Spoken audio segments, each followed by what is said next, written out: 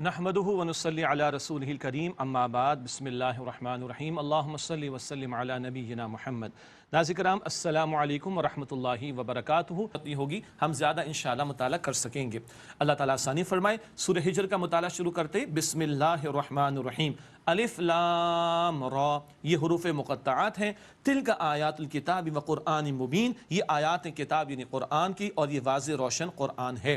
ربما یود الذین کفروا لو کانوا مسلمین، کبھی کافر بھی آرزو کریں گے کاش وہ مسلمان ہوتے۔ وہ حسرتیں پہلے بھی بیان ہوئیں، آئندہ بھی بیان ہوں گی، مگر جب کل قیامت کا دن ہوگا تو وہ دار الجزا ہے، وہاں حسرتوں کا کوئی فائدہ نہیں ہے۔ الحمدللہ 14ویں پارے کا آغاز ہو گیا۔ 15ویں شب ہے، رمضان شریف کی 14واں پارہ شروع ہوا۔ چند دنوں میں انشاءاللہ تعالی ہم اور آگے اللہ کی توفیق سے بڑھیں گے انشاءاللہ۔ ذرہم یأکلوا ویتمتعوا ویلہہم الامل فسوف یعلمون، انہیں چھوڑ دیجئے، یہ کھائیں اور فائدہ اٹھائیں اور امیدیں انہیں غفلت میں ڈالے رکھیں۔ یہ مست ہو گئے، ہونے دیجئے، ان کے حال پر چھوڑ دیجئے، خود ہی انہوں نے فیصلہ کیا ہے۔ وما اہلکنا من قریۃ الا ولہا کتاب معلوم، الا ولہا کتاب معلوم، اور نہیں ہلاک کیا ہم نے کسی بستی کو مگر اس کے لیے لکھا ہوا وقت مقرر تھا، ہر قوم کے لیے وقت معین۔ ما تسبق من امت اجلہا وما یستاخرون، نہ کوئی امت سبقت کرتی ہے اپنے وقت مقررہ سے اور نہ وہ پیچھے رہتے ہیں، معین وقت آتا ہے قوموں کا معاملہ چکا دیا جاتا ہے۔ وقالوا یا ایھا الذی نزل علیہ الذکر انک لمجنون، اور کافر بولے اے وہ شخص جس پر قرآن نازل کیا گیا بے شک تم تو مجنون ہو۔ معاذ اللہ ثم معاذ اللہ، یہ مشرکین کی بدترین بد کلامی ہے جو انہوں نے نبی علیہ السلام کے تعلق سے کی۔ قرآن ان اعتراضات کا ذکر کر رہا ہے اور ان کی بری باتوں کا ذکر کر رہا ہے۔ ہمیں اندازہ ہو پیغمبروں کو کس قدر ستایا گیا، اور اللہ کے پیغمبر علیہ السلام فرماتے صلی اللہ علیہ وسلم اللہ کی راہ میں جتنا مجھ پر مشقتیں اور تکالیف آئیں اور اس کی کسی پر بھی نہیں آئیں۔ اللہ اکبر۔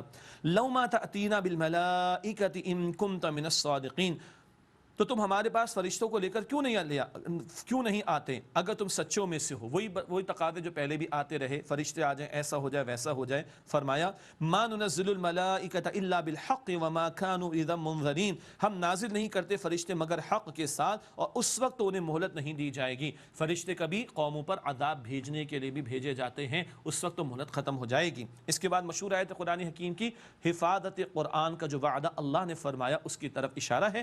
انا نحن نزلنا الذکر وانا لہ لحافظون، بے شک ہم نے اس الذکر یعنی قرآن کو نازل کیا ہے اور ہم ہی اس کی حفاظت کرنے والے ہیں۔ یہ آیت کریمہ بتا رہی ہے اللہ تعالیٰ نے خود حفاظت کا ذمہ لیا۔ پچھلی کتابوں کی ذمہ داری اللہ تعالیٰ نے نہیں لی تھی، اس قرآن کی حفاظت کی ذمہ داری اللہ تعالیٰ نے لی۔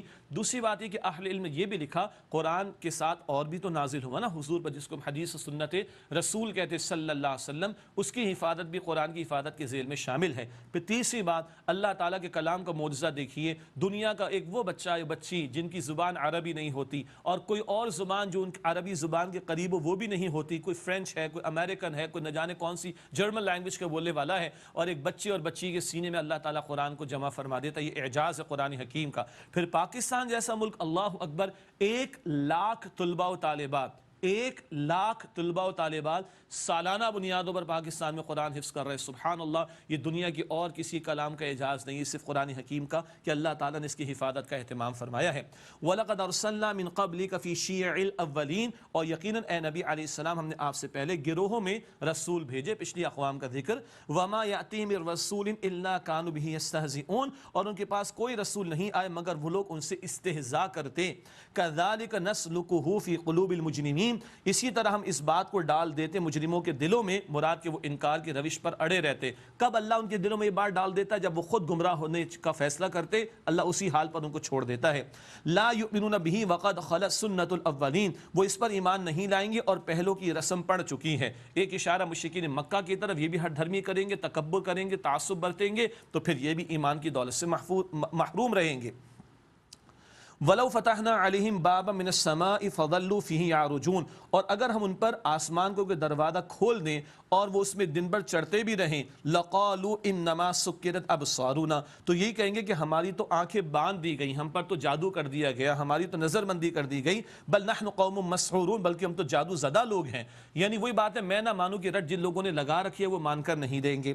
وَلَقَدْ جَعَلْنَا فِي السَّمَاءِ بُرُوجًا وَزَيَّنَّاهَا لِلنَّاظِرِينَ، اور یقینا ہم نے آسمانوں میں برج بنائے مراد ستارے اور انہیں دیکھنے والوں کے لیے زینت دی، زینت عطا فرمائی. وَحَفِظْنَاهَا مِنْ كُلِّ الشَّيْطَانِ الرَّجِيمِ اور ہم نے ہر مردود شیطان سے اس کی حفاظت کی. ستاروں کے کئی فوائد بیان کیے گئے. یہاں پر دو باتیں، آسمان کو زینت دی گئی اور شیاطین کو مار بھگانے کے لیے ستارے استعمال کیے جاتے. مراد جنات اوپر سے وحی کا نزول ہوتا، کچھ اچکنے کی کوشش کرتے تو ان کو ستارے مار کر، شہاب ثاقب مار کر بھگا دیا جاتا. یہ ذکر آگے بھی ہے. إِلَّا مَنِ اسْتَرَقَ السَّمْعَ فَأَتْبَعَهُ شِهَابٌ مُبِينٌ مگر جو چوری چھپے کچھ سن لیتا تو چمکتا ہوا شعلہ اس کا پیچھا کرتا. یوں ستارے ان کو مار کر بھگایا جاتا اور وحی کی حفاظت کا اہتمام ہوا.